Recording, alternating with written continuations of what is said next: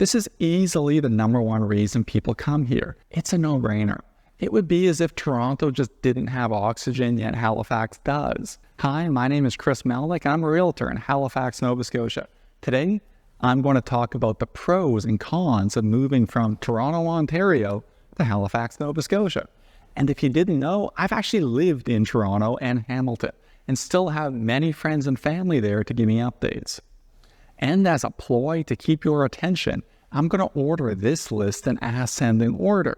So the biggest pro and the biggest con will be at the end. Con number 6, Halifax has worse access to the US. Toronto is only an hour and a half or so away from the New York State border if you time it right, which is great if you like cross-border shopping.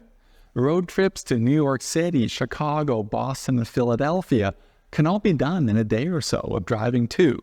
That's one of the things I do miss about living in Toronto and Hamilton.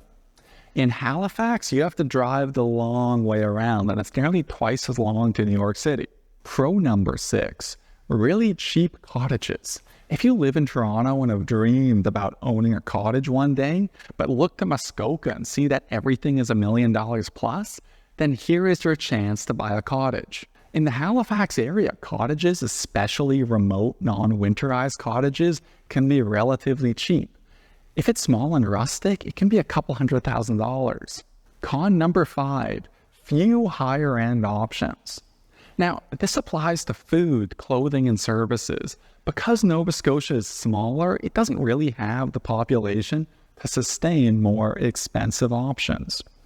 Because of that, if you're looking to buy a $50,000 swim spa or a $10,000 coat, you'll have to buy it online or get it from a bigger city. Now, fortunately, this isn't an issue for most people, but I've had clients who are a bit peeved when they find this out. Pro number 5, owning waterfront is a lot more achievable. Yes, Toronto is on a lake, which is water, but the sheer amount of coast in the Halifax area is a lot more. So if you're interested in owning a waterfront property one day, it's a lot more accessible. Waterfront properties that I would consider poor to mediocre, a couple hours from the city, can still be had for under $300,000. Now, that's just unheard of near Toronto. And for about $500,000 and about an hour away, you can get something decent. For $1 million and about an hour from the city, it's going to be really, really good. Con number 4, worse weather. Now, this one's debatable, but I found Halifax to get more intense rain, wind, and snow. Sun is probably about the same, which is great because I love sun. It also gets hurricanes occasionally, which can cause power outages.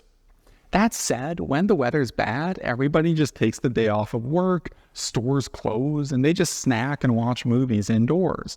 Google storm chips. It's actually a thing here. On the plus side, the temperatures are generally more mild. But in my experience, I don't really care if it's -5 or -15. I still don't want to be outside all the same. And for anyone interested, there isn't really that much fog here. In areas like Eastern Passage, it can be foggy often, but aside from that, it just burns off when the sun comes up. And fog just really isn't an issue at all. Pro number 4, less traffic. Now, this is huge and could be a reason alone to leave Toronto for Halifax. Because fun fact, Highway 401 near Toronto is the busiest in North America. How it beats LA and New York City, I don't know, but I do know it's terrible. And since the 407 is really expensive, the 401's really your option. Now, there is traffic here, but it's nowhere near as bad. If I were to try to quantify it, it's probably like 7% of what Toronto is. In heavy traffic here on highways, you'll probably still be going about 30 to 40 kilometers an hour, whereas in Toronto, it would be a dead crawl. Now, I'm well aware of people commuting from Hamilton or Barrie to Toronto every day, but if you lived in Halifax, you could probably save 2 hours of commuting every day, plus the gas money. Con number 3, less amenities. The GTA has restaurants and stores everywhere. I think it would be fair to say they probably have the most out of any city in the country, whereas you don't have nearly as many options here. For most people, the amenities are more than adequate though, It's really only an issue if you're always going out to new restaurants or different specific services every day. Pro number 3, better nature. Since Toronto really only has some trails on the Niagara Escarpment, there are not a lot of options unless you want to drive an hour plus away. In Halifax, there are a lot of trails relatively close by, especially ones near the ocean and lakes. On the same note, if you like beaches, Halifax makes Toronto look like a desert. There are beaches, lakes, and oceanfront absolutely everywhere. I still look back at Sugar Beach in Toronto and think of it as some strange dystopian future. Con number 2, worse transit. There's no SkyTrain, subway, or light rail system in Nova Scotia, and the bus system can be fairly unreliable. In my mind, having a car is a must in Nova Scotia. If you're looking to get to the amazing beaches or more rural sites, it's really the only option. Although if you live in suburban or urban areas, the transit is still functional. I have a neighbor who's been taking the bus to work every day for years, but to rely on it for all of your needs is a bit of a different story. Now, pro number 2, similar incomes. This may come as a surprise to a lot of people because most people, quite frankly, just don't look up statistics for themselves. But median income levels are very similar between Halifax and Toronto. Here are some of the official numbers from the last census. I'll post links in the description. Halifax's median after-tax household income is $69,500. In Toronto, it's $74,000. That's only 6% less in Halifax than Toronto. That's probably a lot different than what you were expecting, but it's the truth. A lot of people are living life very, very well here. And now con number 1, worse healthcare. This is probably the biggest issue I hear anyone have with Nova Scotia.